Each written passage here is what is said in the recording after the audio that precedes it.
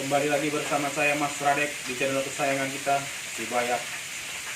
Pada malam hari ini saya masih tetap ditemani oleh sahabat saya Bang Edi Kalvin Gurba. Selamat malam Bang Edi Kalvin Gurba. Selamat malam, Mbak.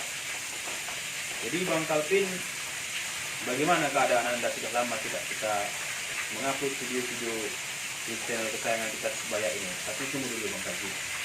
Pada seluruh pemirsa Si Bayak dimanapun Anda berada, jangan lupa Anda untuk subscribe, like, dan komen agar channel Si Bayak ini dapat berkembang dan dapat menginspirasi dan dapat memberikan motivasi bagaimana caranya menghadapi yang namanya YouTube ini.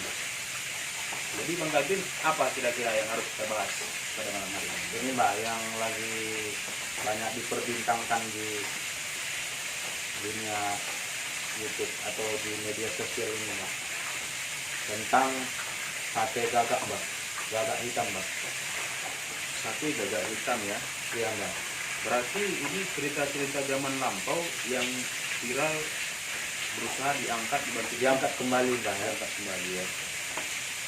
Jadi apa yang kita bahas dengan sate gagak ini Bang Kalvin?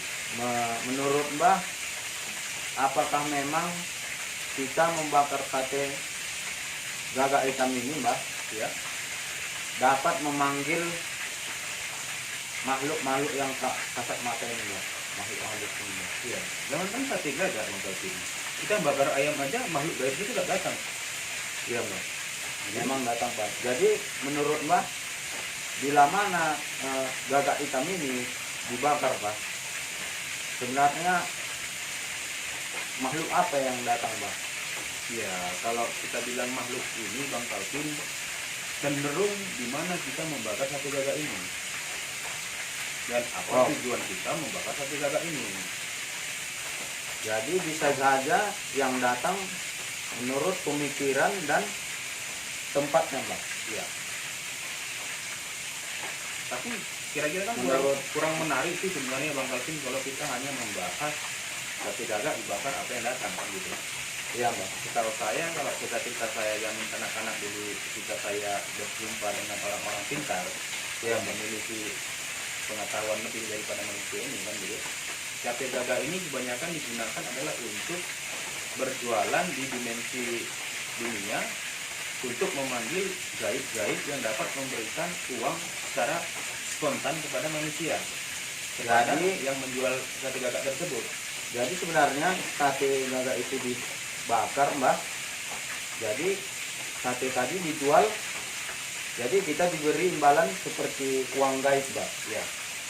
Bukan uang gaib, uang nyata. Uang nyata, Mbak. Iya. Dia sama seperti kita mencuri tali pocong kita bilang. Sistemnya seperti tali potong. Itu gimana itu, Mbak? Misalnya, ya itu kita tarik tali pocong itu kan, nanti kira-kira pocongnya datang menjumpai kita, kau minta apa? Kau kembalikan dong tali pocong saya. Nah, kita Dikembalikan tali potong tadi, jadi misalnya kita minta kita uang, minta, uang 3 peti kita bilang misal. misal, Nah, dikasihnya 3 peti kita bilang kalau tali pocongnya begitu ya Bang Kalvin. Cuman masalah itu benar atau tidaknya kita belum bisa pastikan. Kan gitu. Jadi kita boleh bercerita sedikit Bang Kalvin. iya, Mbak. Bagaimana sih tata caranya yang kita ketahui untuk melakukan ritual berjualan sate gagak? Apakah Tapi- boleh itu kita ceritakan Bang Kalvin? Saya potong dulu, Mas. Nah, sebenarnya memang yang benar-benar terjadi, Mbak, orang-orang yang melakukan sate gagak ini yang berhasil diberikan itu tadi, Mbak, memang orang-orang yang memiliki kemampuan lebih, Mbak. Ya mungkin dia memiliki kemampuan lebih, paling tidak dia sudah dibantu oleh praktisi supranatural di belakangnya seperti itu. Nggak mungkin aja orang awam tiba-tiba Bisa dapat bertransaksi, kambuh gilanya gitu tiba-tiba jualan kan. dapat berjualan dengan dimensi lain, ya, Mbak. Iya. Jadi Itu memang orang-orang yang memiliki kemampuan, ya, Mbak. ya biasanya bisa juga sih orang biasa seperti saya bilang tadi, tapi di belakangnya sudah di backup oleh orang-orang tua tertentu. Karena video tetap disyaratkan kan.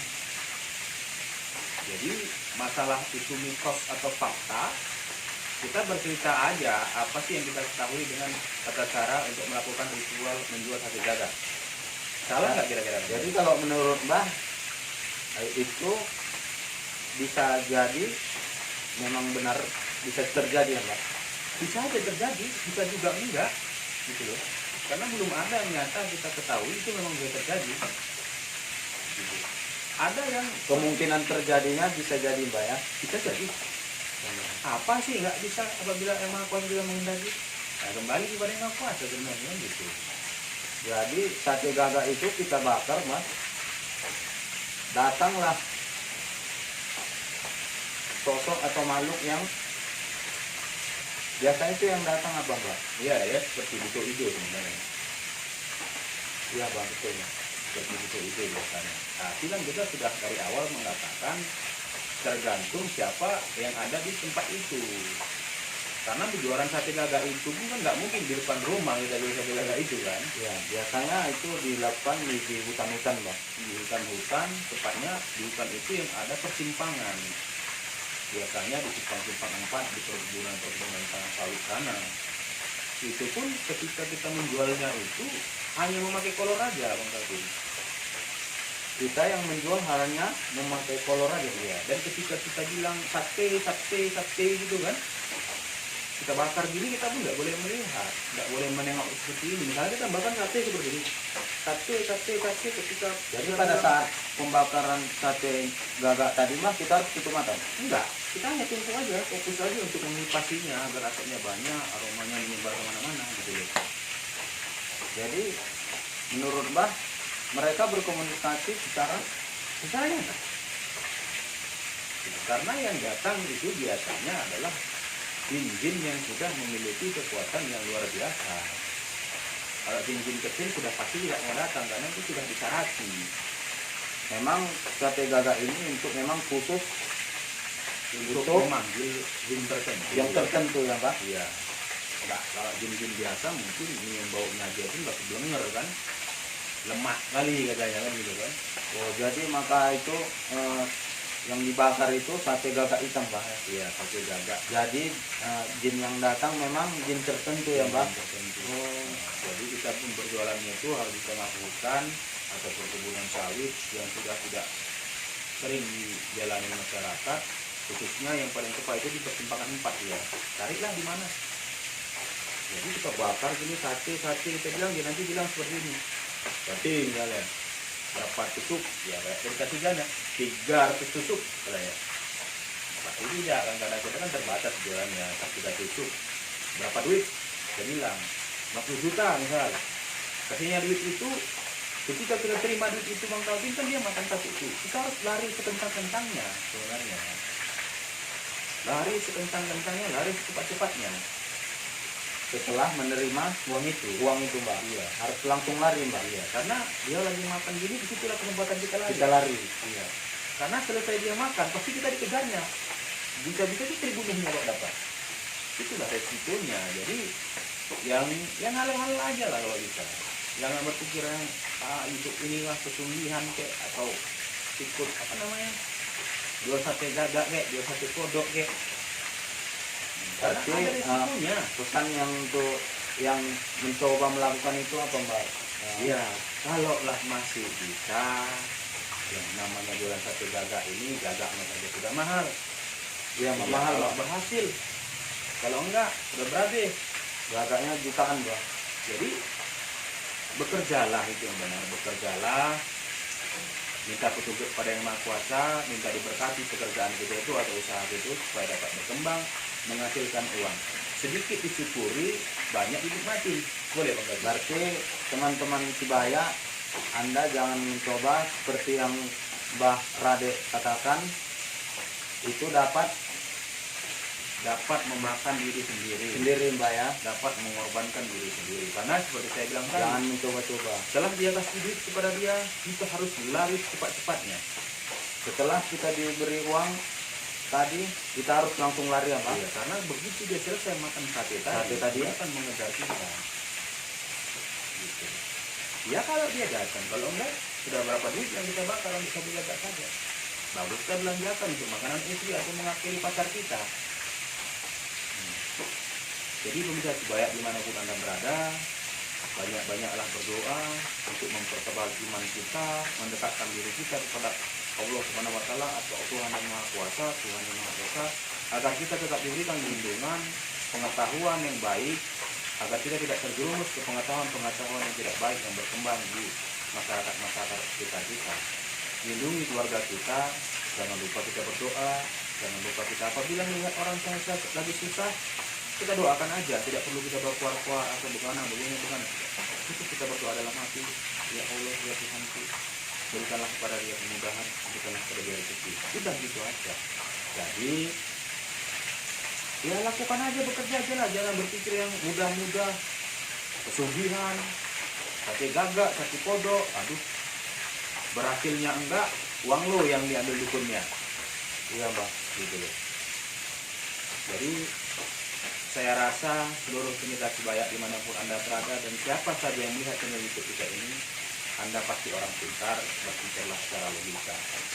Kita tahu terkadang himpitan ekonomi membuat kita tidak bisa berpikir secara logika. Tapi ingatlah, ada orang-orang yang sayang kepada kita. Untuk apa kita mengorbankan diri kita? Apabila kekayaan itu pun kalau berhasil hanya semu berada di tangan kita. Jadi teman-teman Sebaya yang masih bingung, yang ada yang ingin bertanya, dapat memberikan komentar. Ya, tulis di kolom komentar. Sebaya ini kita akan, tim Sebaya akan tetap membalasnya. Jangan malu-malu.